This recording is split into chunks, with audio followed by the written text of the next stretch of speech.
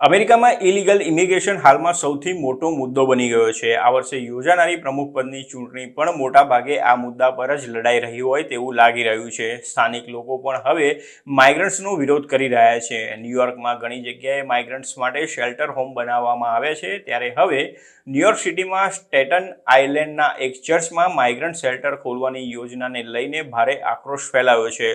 લોકોનું કહેવું છે કે આ વિશ્વાસઘાત છે અને તે સમુદાય અને લોકોને નુકસાન પહોંચાડશે।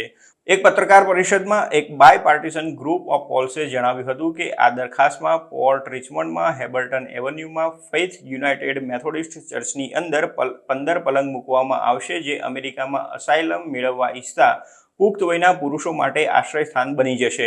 ન્યૂયોર્ક પોસ્ટના રિપોર્ટ પ્રમાણે સ્ટેટન આઇલેન્ડ બોરોના પ્રમુખ વિટો ફોસેલાએ જણાવ્યું હતું કે ગત અઠવાડિયા સુધી સ્થાનિક અધિકારીઓને આ યોજના વિશે કહેવામાં આવ્યું ન હતું। તેમનું માનવું છે કે સાઇટ ખોલવાથી શહેર આ સમુદાય અને લોકોને નુકસાન પહોંચાડશે। આ સમુદાયના કેટલાક લોકો દરરોજ જાગે છે તે શોધવાનો પ્રયાસ કરે છે, આપણે પોર્ટલેન્ડ રિચમન્ડને કેવી રીતે વધુ સારું બનાવી શકીએ છીએ, આ નોર્થ શોરને કેવી રીતે બહેતર બનાવી શકીએ છીએ। જોકે સ્ટેટન આઇલેન્ડ તેમની વચ્ચે માઇગ્રન્ટ શેલ્ટરનો વિરોધ કર્યો હોય તેવું પ્રથમ વખત થયું નથી। અગાઉ પણ માઇગ્રન્ટ શેલ્ટરનો વિરોધ કરવામાં આવ્યો છે, કારણ કે શહેર લાંબી અને ખર્ચાળ કટોકટી સામે ઝઝૂમી રહ્યું છે। અગાઉ વિવાદાસ્પદ સેન્ટ જોન્સ વિલા એકેડમીમાં પણ માઇગ્રન્ટ શેલ્ટર બનાવવામાં આવ્યું હતું, પરંતુ ગત ઓક્ટોબરમાં FDNYએ બિલ્ડિંગને આગનું જોખમ હોવાનું જાહેર કર્યું હતું અને તેના થોડા દિવસો પછી બિલ્ડિંગમાંથી માઇગ્રન્ટ્સને બહાર કાઢવામાં આવ્યા હતા, જેનાથી સ્થાનિક લોકો ઘણા ખુશ થઈ ગયા હતા।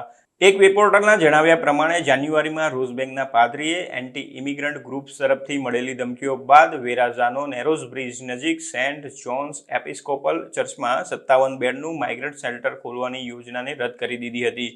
કોમ્યુનિટી ઈમેલમાં રેવ હેંગ ટ્યુલે જણાવ્યું હતું કે સેન્ટ જોન ચર્ચ ખાતે અમારું મિશન કરુણામાં રહેલું છે, પરંતુ જ્યારે અમે ભૂખ્યા લોકોને ભોજન પૂરું પાડવા અને બીમારોની સંભાળ રાખવા માટે તથા અજાણ્યા લોકોને આવકારવા માટે અમારી ફરજ પૂરી કરવા માટે કામ કરી રહ્યા છીએ, ત્યારે અમને એન્ટી ઇમિગ્રન્ટ ગ્રુપ્સ તરફથી ધમકીઓ મળી રહી છે। કેટલાક અધિકારીઓ પણ આ ગ્રુપ્સને પ્રોત્સાહન આપી રહ્યા છે, જે ઘણી દુઃખદ બાબત છે। સ્ટેટન આઇલેન્ડ ડેમોક્રેટિક કાઉન્સિલ વુમન કમિલ્લા હેંક્સે પત્રકાર પરિષદમાં જણાવ્યું હતું કે ફેથ યુનાઇટેડ મેથોડિસ્ટ શેલ્ટરનું સંચાલન મેયરની ઓફિસ ઓફ હાઉસિંગ રિકવરી દ્વારા કરવામાં આવશે। માઇગ્રન્ટ્સને દરરોજ સવારે 7 વાગ્યાથી સાંજે 7 વાગ્યા સુધી ભોજન, બેડ અને શાવર આપવામાં આવશે। તેમણે કહ્યું હતું કે અમે આજે આ માઇગ્રન્ટ શેલ્ટરના ઓપનિંગનો જોરદાર વિરોધ કરવા માટે અમારા મત વિસ્તાર વતી ચૂંટાયેલા અધિકારીઓ તરીકે ઊભા રહ્યા છીએ। અમે આ વર્ષે જાન્યુઆરીમાં રોઝ બેંકમાં પણ માઇગ્રન્ટ શેલ્ટર ઓપનિંગનો વિરોધ કર્યો હતો। હેંક્સે જણાવ્યું હતું કે આ જિલ્લાના રહેવાસીઓ કંટાળી ગયા છે। તેમણે જે સંસ્થા પર વિશ્વાસ કર્યો હતો તેમણે તેની સાથે વિશ્વાસઘાત કર્યો હોવાની લાગણી અનુભવી રહ્યા છે। તેમને લાગે છે કે તેમની કોમ્યુનિટી અને તેમની સેફટી પર નકારાત્મક અસર પડશે। અમે વાજબી અપેક્ષા પાત્ર છીએ કે કોમ્યુનિટીને પર્યાપ્ત સૂચના આપવામાં આવશે અને નિર્ણયો લેવામાં આવે ત્યારે ઇરાદાપૂર્વક અમને અંધારામાં રાખવામાં નહીં આવે। હેંક્સે ઉમેર્યું હતું કે તેમને નથી લાગતું કે ફેથ યુનાઇટેડ શેલ્ટર તરીકે કામ કરવા માટે ડિઝાઇન કરવામાં આવી હતી, કારણ કે તેમાં સલામત અને આરામથી રહેવા માટેના ઇન્ફ્રાસ્ટ્રક્ચર અને સુવિધાઓનો અભાવ છે। આનાથી ગંભીર આરોગ્ય અને સુરક્ષાને લગતા જોખમો ઊભા થઈ શકે છે, જેમાં આગ લાગવી અને નબળી વેન્ટિલેશનનો પણ સમાવેશ થાય છે।